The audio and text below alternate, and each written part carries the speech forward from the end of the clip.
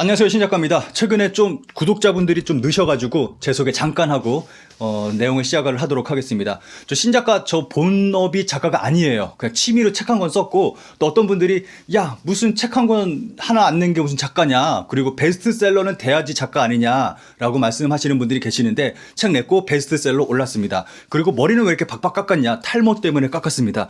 요거 두피 문신입니다. 예, 오늘 내용은 후쿠시마 50이라는 영화가 일본에서 다음 달 3월 달에 개봉합니다. 요거는 작년에 뭐 영화 개봉에 대한 정보가 나오면서 국내에서는 좀 여러 가지 비판의 목소리가 들려기도 했습니다.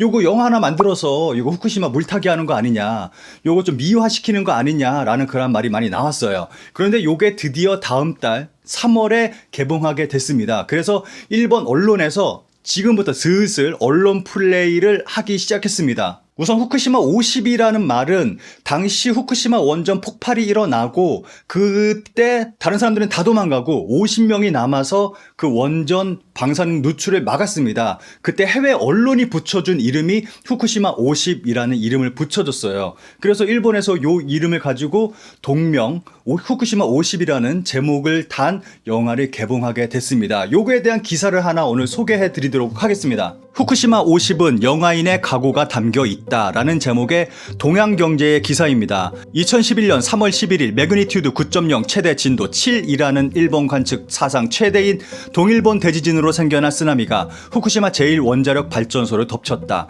침수로 인해 전체 전력 상실이라는 위기 상황 속에서 수소 폭발과 붕괴를 방지하기 위해 싸운 용기 있는 근로자들을 해외 언론들은 후쿠시마 50이라고 불렀다. 3월 6일 전국 개봉 예정인 영화 후쿠시마 50은 후쿠시마 제1원자력 발전소 사고 뒤에서 필사적으로 싸운 노동자들의 모습을 그린 초대형 스케일 사회파 영화다. 올해는 지진 재해로부터 9년이 지났으며 부흥을 테마 중 하나로 내건 도쿄 올림픽이 개최될 예정이다. 그러던 중 제작 대표 카도카와 츠구히코 회장은 2020년 부흥이 테마인 도쿄 올림픽, 패럴림픽을 앞둔 이 시기야말로 지진의 기억과 마주하며 부흥에 대한 생각을 세상에 묻는 것이 영화인의 사명이라고 생각하고 있습니다 라고 밝혔다. 그 말에 보충하듯 카도카와 영화의 시게오 미나카미 프로듀서도 이 사고를 후세에 전해주는 것을 목표로 기획이 진행되었습니다. 보도만으로는 알 수 없는 사고의 깊숙한 부분도 그리기로 결정했습니다.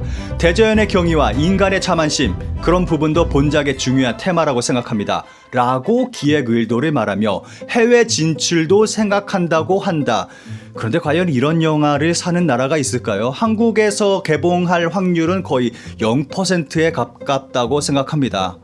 원작은 90명 이상에 달하는 사고 관계자를 자체 취재한 류쇼 카도타의 논픽션 소설 죽음의 내면을 본 남자 요시다 마사루와 후쿠시마 제1원전으로 당시 현장에 있던 사람만 알 수 있는 긴박한 상황, 연이어 발생하는 문제, 확대되는 피해, 도쿄전력 본사와 관저와의 충돌, 인간의 감정과 약점 등 지금까지 알 수 없었던 원전 사고의 진실을 그린 이 책을 바탕으로 항모 이부키, 지지 않는 태양, 와카마츠 세츠로 감독이 메가폰을 잡았다. 또 굵직한 드라마를 표현하기 위해 실력파 배우들이 모였다.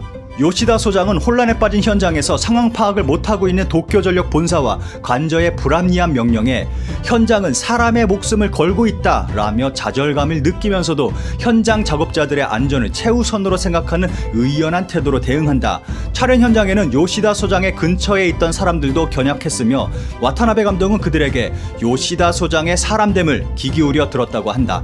견학하러 왔던 사람들도 등이나 목의 굴곡과 움직임이 요시다 소장과 너무 똑같아 뒷모습만 보면 본인으로 착각할 정도라며 감동했다고 한다.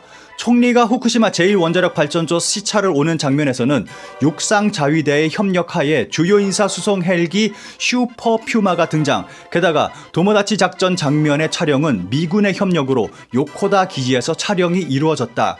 그 과정은 어려웠지만 세세한 부분까지 진실을 제대로 알리고자 하는 직원들의 열정이 전달돼 일본 영화 사상 최초로 미군의 협력을 얻을 수 있었고, 기지에서 근무하는 군인들도 추가로 참가하게 되었다. 지난해 4월 17일에 열린 본작의 크랭크업 회견장에서 와타나베케는 이렇게 말했다. 오해를 무서워하지 않고 말한다면 이오지마에서 온 편지라는 영화를 찍을 때 저 자신도 포함해서 이 나라는 논리적으로 검증하여 후세에 무엇을 남기고 있는가 하는 것이 부족한 나라라고 느꼈습니다. 그것은 무섭게도 원전 사고에서도 그렇다고 생각합니다. 물론 이 영화는 완전히 좋다, 나쁘다 그런 것만을 강조하는 영화는 아니라고 생각합니다만 당시 발생한 일에 대해서 논리적으로 검증하고 미래의 자녀 세대, 손자 세대에 어떤 사회적 의미가 있는지 확인하는 재료로 사용되길 원하고 있다고 생각합니다. 아직도 후쿠시마는 부흥은커녕 해결되지 않고 있습니다. 그런 곳이 있다는 현실을 잊지 않기를 바랍니다. 한편 사토 코이치는 최근 뉴스에서도 후쿠시마가 거론되고 있지만 아직 미해결 상태여서인지 아무것도 시작하지 않은 것 같다. 내년 올림픽 해에 다시 여러분과 회상하면서 앞으로 달려나가기 위해 무엇을 해야 하고 무엇을 생각해야 하는가 저를 포함하여 여러분도 고민해 주셨으면 합니다. 라고 말했다. 후쿠시마 제2원자력 발전소의 폐로 작업은 지금도 계속되고 있으며 작업이 완료되는 것은 30년 후 또는 40년 후라고 한다. 아직 고향에 돌아갈 수 없는 사람도 많다. 그래서 이 사고를 극복하고 다음 세대에 전하는 것이 필요하다는 제작진의 말이 무겁게 가슴을 울린다 라며 기사가 끝나고 있습니다. 영화의 내용은 한마디로 그냥 50명이 남아서 방사능 누출 막았다. 그래서 후쿠시마는 안전합니다 라는 내용인 것 같아요. 영화를 아직 보지 않아서 정확하게 말씀을 못 드리겠지만 그렇게 추측이 됩니다. 그런데 중요한 거는 여기서 남은 50명이 어떠한 사람이냐라는 것입니다. 사고가 났을 때 도망친 사람들은 대부분 정규직 사람들이었고 나머지 50명은 대부분 비정규직 사람, 비정규직들이 남아서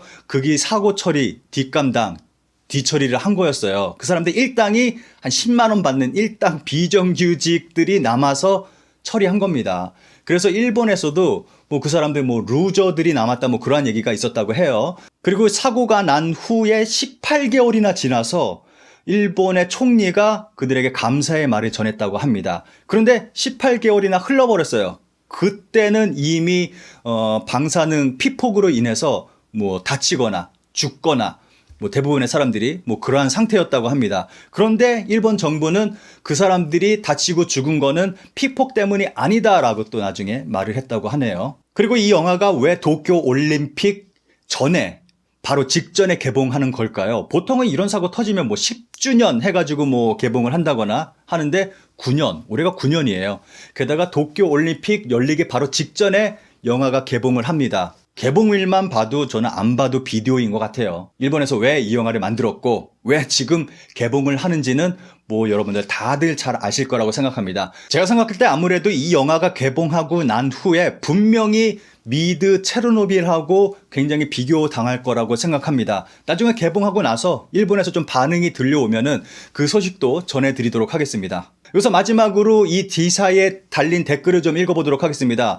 그런데 일본에 바보만 있는 건 아니에요. 제대로 좀 생각이 박혀 있고 제대로 생각할 줄 아는 사람도 있습니다. 그래서 이 댓글을 좀 보시면은 일본 사회가 지금 어떠한 상태인지 그리고 이 영화가 어떠한 내용인지를 좀 짐작할 수가 있습니다.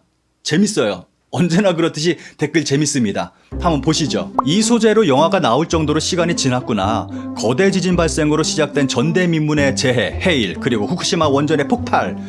그 몇 주 동안 동일본의 그 어느 누구도 살아남지 못했다고 생각했습니다. 후쿠시마 원전에 맞선 사람들 어떻게 그려져 있을까요? 즐거움과는 조금 다른 감정이지만 꼭 보러 가도록 하겠습니다. 현장에 있던 도쿄전력 직원의 진심을 알고 싶다.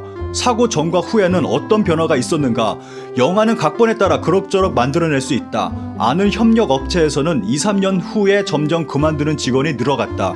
도쿄전력 직원보다 협력사의 부담이 더 큰 것으로 알고 있는데 아이들과 함께 꼭 보고 싶습니다. 원자력 발전에 무엇이 좋은가 나쁜가가 아니라 현장에서 필사적으로 싸운 사람들의 현실과 아직 과거로 취급해서는 안 되는 현실을 새겨두기 위해서도 이 세트를 설치한 근처에 살고 있습니다. 실제로 견학을 갔는데 세트 조성이 장난 아니었어요. 이 영화에 거는 관계자의 마음이 대단했습니다. 매우 기대됩니다. 이 영화로 인해 조금이라도 모두의 눈이 아직도 싸우고 있는 재해지로 향한다면 현장 상황을 완전히 파악하지 못하고 있는 도쿄전력 본사와 관저에서 오는 불합리한 명령에 원작은 관저의 발언과 취재에 전혀 관심 없어 하는 내용이었는데 영화도 그런 느낌일까요? 정말 책임 있는 사람은 아무것도 하지 않고 있으니까 현장이 적음 임금으로 뒤치다거리를 했다. 어떻게 보면 자본주의 세상의 축소판이지. 체르노빌 사고로 인한 사망자 수는 표면적으로는 운전수, 소방관 등을 합친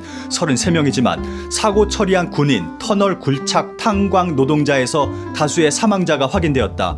해외 드라마 체르노빌과 비교하면 소재 자체가 싸구려다. 모 졸작 항공모함 이부키의 비참한 수상처럼 자칭 원전 전문가 간 나오토 총리를 사실에 입각해서 자세히 그려준다면 그것만으로 가치가 있겠지만 그러지는 않겠지. 그렇겠지. 도쿄 전력을 공갈하고 현장에 방해하러 가는 위대한 수상의 모습을 보고 싶다.